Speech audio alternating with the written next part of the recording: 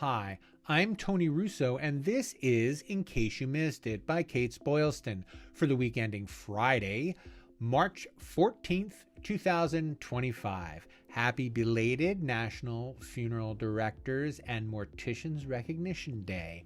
Before we get started, I just want to let you know that we have a new look for our newsletter email. The newsletter looks the same. The website looks the same. The email that you get from me that says these are the stories that we're covering this week, it looks a little bit different. And I'm sorry if it caught you guys off guard for those of you who are subscribers, when you got it yesterday, Thursday, as this comes out, because I guess there wasn't a really good notification. We've been practicing on our own, making sure it looked the way we wanted. I probably should have given you a heads up 2 weeks ago. I will give you a heads up next week. And dive into a little bit more. But I'm sorry for the surprise email. I hope you love the new format. I'm really excited about it. But let's get into the news after we hear from our sponsor, Starmark. Funeral service is more than a profession. It's a calling. Starmark understands the care, dignity, and efficiency you need to provide for the families you serve. That's why we specialize in sensible product solutions designed to meet your needs. If you're looking for sustainable, economical, and efficient container and casket solutions, Starmark is here to support you. Because presentation means everything, you deserve a partner you can trust. Starmark, the cremation solutions leader. Visit starmarkcp.com today and discover the difference. Last week I mentioned, so this is fair warning, that I would be referring to the round table that we had for at least the next 6 months. And the reason I said that was because there was so much insight there. And sure enough, several of the stories that I'm covering this week weren't necessarily presaged by some of the conversation, but certainly my coverage is going to be informed by that conversation. If you haven't watched the roundtable yet, it's only an hour long. It is really, really good. I don't talk a lot, probably what makes it better, but I would absolutely download it. It's free to watch. You just need to dial in your email address to get access. But one of the things that we talked about was the M&A market and how excitable maybe some owners were about all the money that was out there, because everyone who is in the consolidation business, from large to small to the guy who owns 2 funeral homes and might be looking to buy a third, they are all ready to buy, and they're all ready to buy on their own terms, but their own terms are more picky than people might imagine. And so a couple of weeks ago, we talked about the Shepherd Memorial Park in North Carolina that was kind of a besieged cemetery. It used to be part of a funeral home, and the funeral home was foreclosed upon. The cemetery was foreclosed upon. The father, I guess, died kind of unexpectedly, and the daughter was having troubles running it. And that's all I'll say about it, because there are accusations, but you don't know if the accusations are because this was a person who was acting in bad faith, or this was a person who all of a sudden became a funeral and cemetery owner and was doing the best they can. All of those stories are out there online, and you're welcome to run it down if you want to. But I wanted to talk about the big picture of this particular story. So, when last we left Shepherd Memorial, they were to be sold. The cemetery was to be sold on the courthouse steps. I'd love it if you looked at the link in the show notes, because they're actually in front of the courthouse steps. The judge came all the way down, didn't even stay up on one step just to make it, cool or whatever. So in front of the courthouse steps, they auctioned it as promised, and they had set a reserve price of $1.22 million. That was from the appraisal, which said that the cemetery was worth between $900,000 and like $1.5 million or something, with the most likely price, according to the appraiser, to be $1.22 million. But no one was willing to pay that. One of the companies that was named as being there to bid was the Altmeyer Funeral Company, was out there but did not bid. And there are, I don't know, it looks like in the photo 8 or 10 people there, all of them actively not bidding on this property for $1.22 million. And I think that to go to the round table, the point wasn't that the price was too high. The point was you don't know what you're going to get. One of the best lines that I've heard in a long time came from this round table, and it was like, you can't sell your problems. Well, you can sell your problems, but it's going to cost you.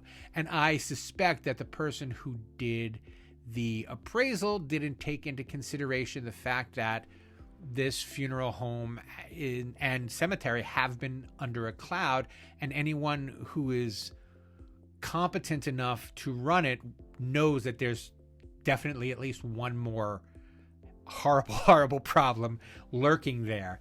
And to pay more than the bottom price was probably too much to ask. So like I said, the judge said the minimum that the county would sell it for was $1.22 million.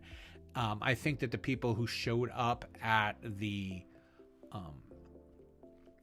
auction were probably expecting to pay less than the $900,000 bottom price because of all of the bad publicity. I mean, if the local paper is running an awful story about the cemetery every 6 weeks, that might not show up on an appraisal, but it'll show up on the balance sheet if someone just pays top dollar for it and hopes everyone forgets.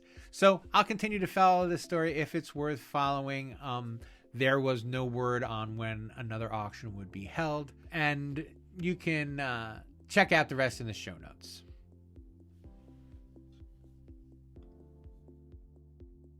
Along those same kind of M&A lines, there was another story about a funeral home, the Family Life Funeral Home in the Upper Peninsula of Michigan, had a bunch of unclaimed remains when they took over a funeral home in the area, and they put out word, we have all of these remains. These are the people who haven't been identified yet. And they reached out to the families as best they could.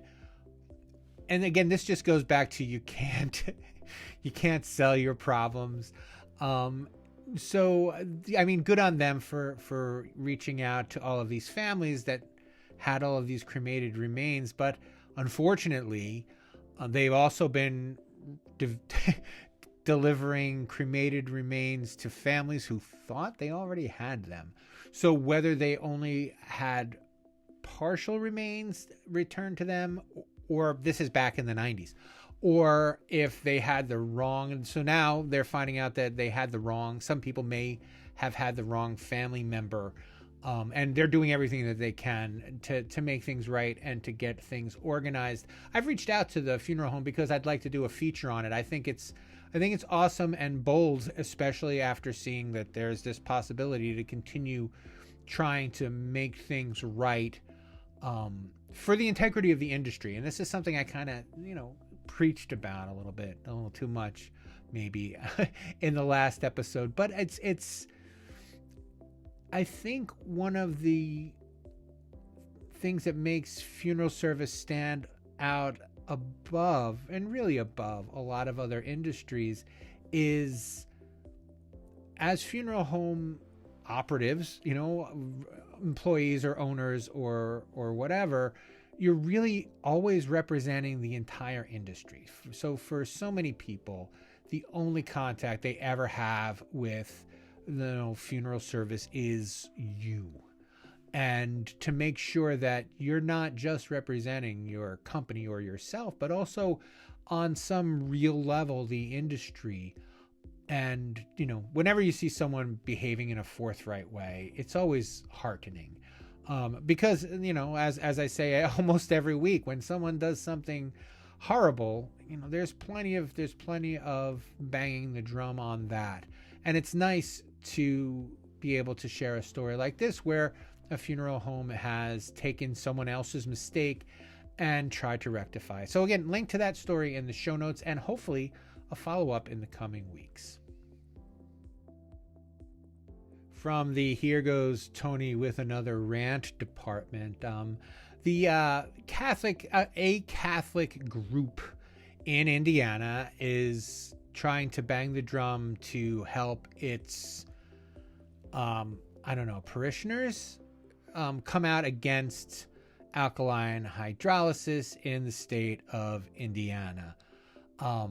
I've spoken with people in the industry who say that the Catholics aren't against alkaline hydrolysis and that they occasionally get support from the Catholics when it comes to alkaline hydrolysis. I guess the people with the blogs haven't gotten the memo, and it is so disturbing to me.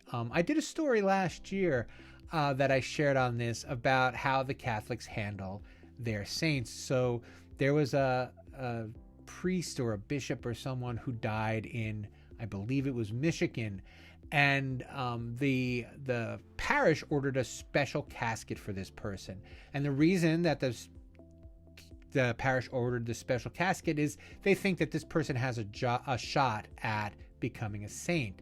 And if this person becomes a saint, what they're going to do is they're going to dig up this person's body, they're going to chop it into different pieces and send it to different shrines all over the world to show how the Catholics honor the most Catholic people that they can find on this planet. And it bothers me when they poke into other people's ability to handle their own dead the way that they'd like. So, if I want to chop up my grandma and send her to a bunch of different places and have a shrine, I guess the Catholics would be fine with that. But if I just wanted a different, and again, you have to remember how long the Catholic Church fought against cremation. And it's time to stop taking this organization seriously unless you are a Catholic person. And so that's, if you're in Indiana and you're for alkaline hydrolysis, that's the note that I would send my legislator. I'm not a Catholic. I don't want to have to join the Catholic Church to die in Indiana. And that's all. I'm not going to go on because the temptation is just too much. Let's just go ahead and move on to the next story. And I will tell you that there is a link to the reporting in the show notes, to the blog, to the Catholic blog in the show notes.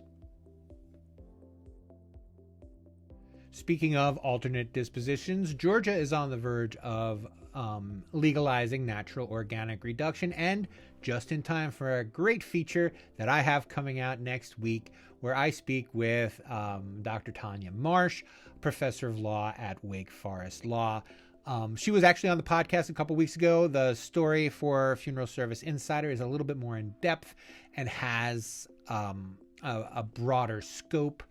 And one of the things that we talk about in the podcast, I think it's in the podcast, I know it's in the story, is how regulators look at NOR and make sure that it's different from cremation, but also that setting up the regulations so far hasn't meant that people are starting these companies.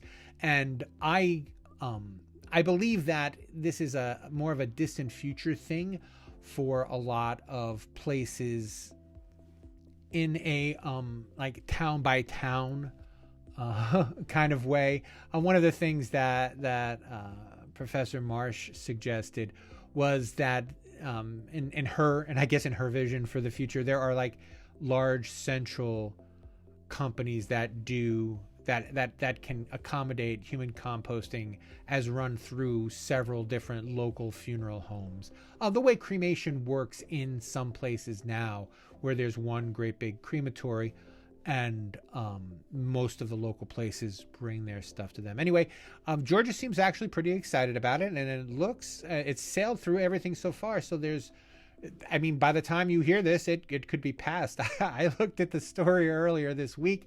There has not been an update as of this recording, but look for it to pass in Georgia in the very near future. Link to the story, which is a really colorful one. Many of the legislators had never heard of human composting, which, given the kind of coverage it's gotten over the last couple of years, I think says more about how much attention you have to be paying to be a legislator rather than anything else. But anyway, link in the show notes. It's a great story. It's worth reading. And good luck to Georgia on their NOR quest. Finally, as I get ready to wrap this up, I do want to point out that, as I kind of alluded to at the beginning of this episode, it is the 5th year. It's been 5 years, I guess, since the COVID lockdowns. And there were plenty of great stories in the national and local consumer media. I shared 2 or 3 on the LinkedIn page, and I'll be happy to put them in the show notes. They're all great stories, and it made me think that there might be more people who are looking to share their stories and might not have an opportunity to do it, and I would like to provide that opportunity. So I'm going to give my email and phone number at the end in a couple minutes, but let me give it to you now. If you would like to share your COVID story with me for either a short podcast or just leaving a voicemail, you can leave a voicemail at 732-746-0233, extension 709. That is 732-746-0233, extension 709. Or you can email me. My email is A, like Anthony, Russo, Russo, at kbpublications.com. You can click the link in the show notes that goes to this story, and at the bottom of the story, at the bottom of every story I write, there is an opportunity to email me. If you'd like to, have a brief conversation, I'd be happy to set one up and to kind of preserve, any of your COVID memories for the future. Again, 732-746-0233, extension 709. In Case You Missed It is a Kates-Boylston production. It is written and edited by me, Tony Russo. Please subscribe wherever you're listening now. If you're on your computer and you would like to listen on your phone, you can do that by picking up your phone. If it's an Apple phone, there is a round purple it's not iTunes, excuse me, Apple Podcasts button. Just hit that, type in Funeral Service Insider. We're the only ones that'll come up. In Case You Missed It and Funeral Service Insider are all on the same feed. They are also on the same YouTube channel if you would like to subscribe on YouTube. So many more of you have been watching this on YouTube than I ever would have imagined. I was actually not a huge fan of doing video, and I haven't gotten any I told you so's from my colleagues, but I'm sure it's only a matter of time. So thank you for watching. Thank you for listening. It's great to hear from you and to know that you're out there. And that is all for this week. We will check in with you next time.